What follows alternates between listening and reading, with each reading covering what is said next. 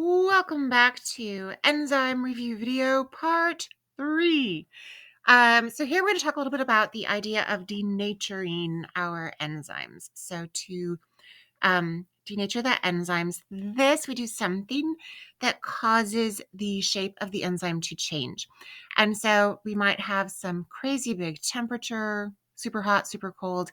We might change the pH. We could also change the saltiness, the salinity. Um, Salinity. I have noticed that the drawing tablet prefers cursive to print, so that's what we're doing. So these temperature, pH, salinity interfere with that three-dimensional folding of our enzyme. So it might mess up some of the hydrogen bonds, it might interfere with some of the ionic bonds, and then our enzyme unfolds a little bit.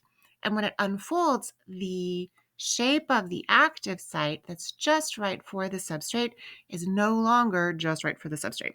And so we can kill our enzymes by changing temperature, by changing pH, by changing how salty the environment is.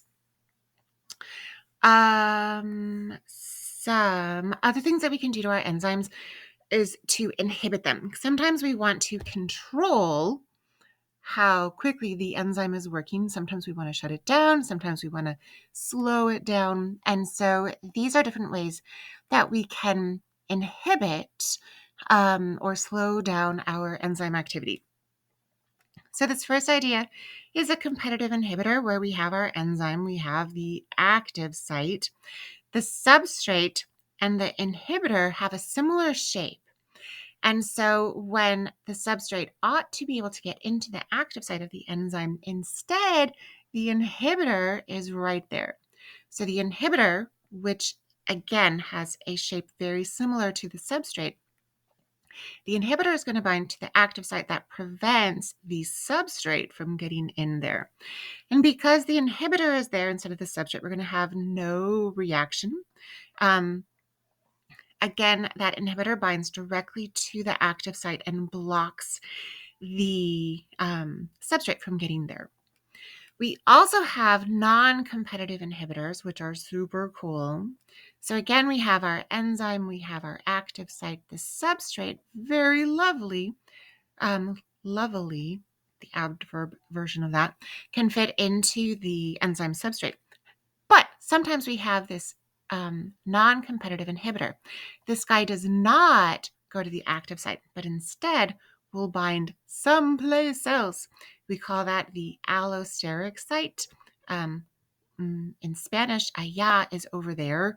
And so we're not here on the active site. Instead, we're over there, allá, on the allosteric site. This is actually going to cause the shape of the active site to change. So where the active site used to be like this, perfect fit for the substrate, now the active site is no longer a perfect fit for the substrate, and again, we have no reaction. Another way that we can regulate enzyme activity, we can have some irreversible inhibitors. These guys can pop out, these guys can pop out, and the enzyme can go back to usual. We do have some irreversible inhibitors that permanently bind to the enzyme, and it's just done forever. And then one other way that we can regulate enzyme activity, this is pretty cool, it's called end product. Woo! End product inhibition. End product inhibition. So we've got our enzyme, it's got the substrate, it's got the active site, it does a thing. We're going to make this thing from enzyme number 1.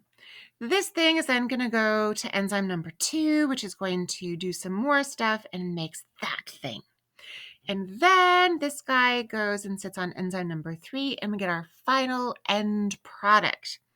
That end product then acts as a non-competitive inhibitor for that original enzyme, which means that we have changed the shape of this enzyme, and so this substrate can't do anything anymore. The purpose of this is because we don't want to have our enzymes keep making stuff that we don't need. So if I have enough of my end product, that product will tell the enzyme, we're good, no more needed, no reason to waste all the energy making more, we have plenty. So this is the idea of end product inhibition, where the end product will be the inhibitor on an enzyme. And sometimes it's that very first one, or it could be this one, or really anywhere in the pathway. Good. All right. So one more little look at enzyme inhibition, and then we'll practice some more. And then just one little lecture piece, and we're done.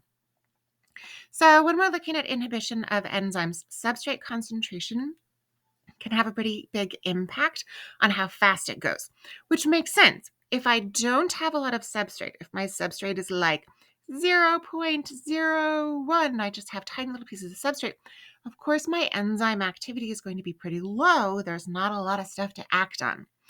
As we increase our substrate concentration, I have 1, and then I have 10, and then I have 100. Of course, our enzyme activity is going to get faster and faster and faster until we plateau. And this is because the enzyme is saturated. The enzyme is working as fast as it can. All the enzymes are busy. We can't go any faster. There simply isn't any more enzyme available to work any more quickly. If I add that competitive inhibitor, again, this is the guy that binds to the active site. The competition is for the active site.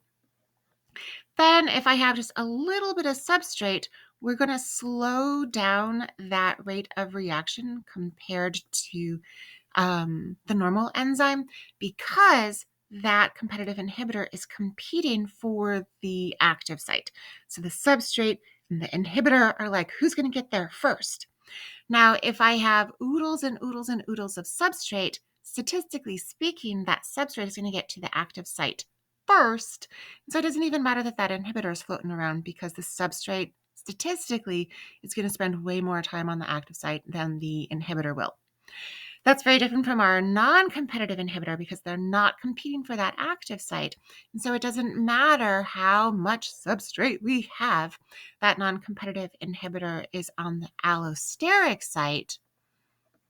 And so regardless of how much substrate is trying to get to the active site, that non-competitive inhibitor has shut it down. Good? Good. So again, normal enzyme, we're going to get to that saturated point. Competitive inhibitor, going to be slowed down when we have less substrate. When we've got oodles and oodles of substrate, statistically, the substrate will get to the enzyme more quickly than the inhibitor will. Non-competitive inhibitor is going to cause the enzymes to plateau at a much lower rate, because they all have shape changes. Good? Good.